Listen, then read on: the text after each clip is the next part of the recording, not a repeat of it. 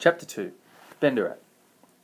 The title page of Chapter 2 embodies Billy's ostracised state through the extract selected to introduce the chapter. Note the language of choice. I'd go off alone. It shows how Billy doesn't align with the rule makers or the rule followers. The accompanying image of railway tracks that are empty, going in a straight line, shows how Billy is now choosing a life of endless possibilities, one that he can dictate. The Benderat poem, the first poem of the chapter, picks up on this idea of Billy shedding a life of dislocation, leading into a world of opportunities. The symbolism is achieved through the juxtaposition of bucolic descriptions. Fog, closed and cold, captures Billy's confused and negative upbringing derived from Longland Road and his father. When he arrives in Benderat, he describes how the sun finally lifting the fog. The enjambment finally placed before lifting the fog on a separate line highlights the process of choosing to seek new connections to place, allows an individual to forge a positive identity as the idea of sun bringing clarity to one's life. Once in Benderat, Billy immediately seeks known connections with its metaphoric place of safety amongst a world of literature found in the library.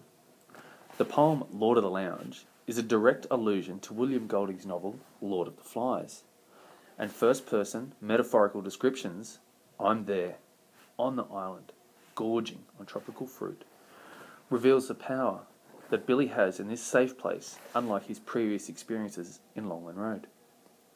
The textual allusion to Lord of the Flies inspires Billy's self-reflection of the person who chooses a life of exclusion, rejecting the lawmakers and the law followers.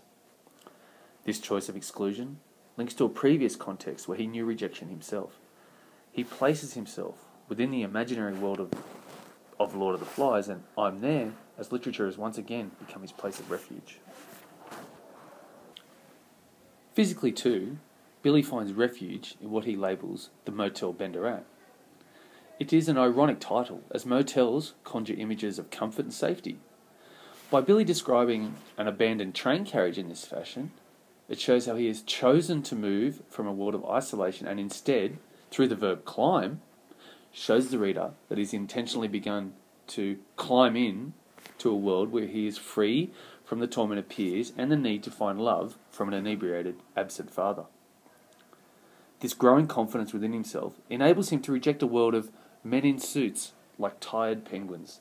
The simile is a reference to the socio-economic obligations and aspirations that Billy also chooses to negate in search of a sense of belonging within himself, rather than with others. Chapter 2, therefore, establishes the inaugural features of Billy's evolution. He is taking charge of his life, and initially, through a connection to place, his evolving identity is beginning.